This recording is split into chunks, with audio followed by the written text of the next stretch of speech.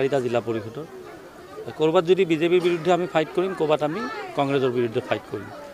আৰু আটাইতকৈ দুখ লগা কথা এই আজি 2 নং পঞ্চতীৰ্থ জিলা 3 নং এইটো ইয়াত মই যেতিয়া কংগ্ৰেছত আছিলোঁ 2018 চনত কংগ্ৰেছে জয়লাভ কৰিছিল।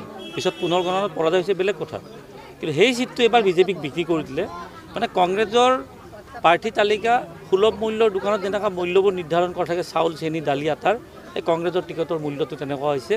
জিলা পৰিষদৰ 20 লাখ, পঞ্চায়তৰ এপি মেম্বাৰৰ 10 লাখ, ৱাৰ্ড মেম্বাৰ যোনটো নিৰ্দলীয় তাতেও কয় যে আমি কংগ্ৰেছক সমৰ্থন কৰিম 2 লাখ। ইয়াতকৈ লাজ লগাৰ কথা কি আছে? আৰু ধৰি লওক সেই হিন্দু সমাজৰ যে সাৰ গৰু ৰাস্তাত এৰি দিয়া চুৰ এগৰাকীক যদি কংগ্ৰেছে নেতৃত্ব দি থাকে, কিবা হিন্দু জেগাত যায় গণেশ বুলি কয়, মুছলিম জেগাত যায় আনোৱাৰ বুলি কয়, আৰু সেই গৰুবিলাক চুৰ কৰি ধুবুৰীত বিক্ৰী কৰে। তেওঁ কংগ্ৰেছৰ নেতা হ'লে এনেকুৱাতো গৰু ছাগলী নিচা টিকট বিক্ৰী হ'বই, তাত আৰু ক'ব লগা একো নাই।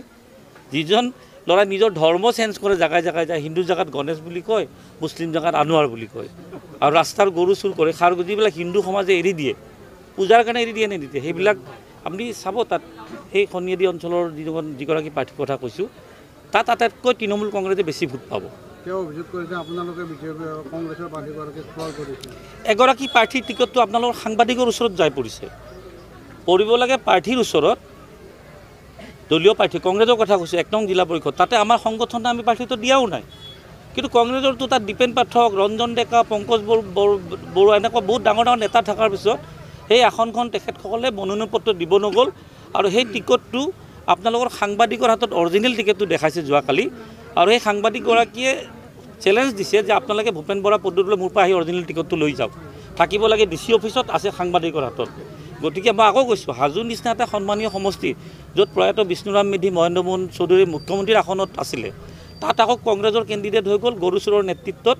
এইবিলাক কেতিয়াবা বোলে তেখেতৰ পত্নীক দিয়ে, তেওঁ নিজে কৈ আছে, মই আপোনালোকৰ সাংবাদিকত দেখিছিলোঁ, কৈছে যে মোৰ পত্নীও আছিলে প্ৰেছিডেণ্ট, মোৰ ভাতৃও আছিলে জিলা পৰিষদ, মই নিজেই বোলে সামান্য ভোটত হাৰিছে, মোৰ তলত 27,000 ভোট পাইছে, মই 55,000 পাইছোঁ, সামান্য ভোটত বোলে হাৰিছে যোৱাবাৰ বিধানসভাত।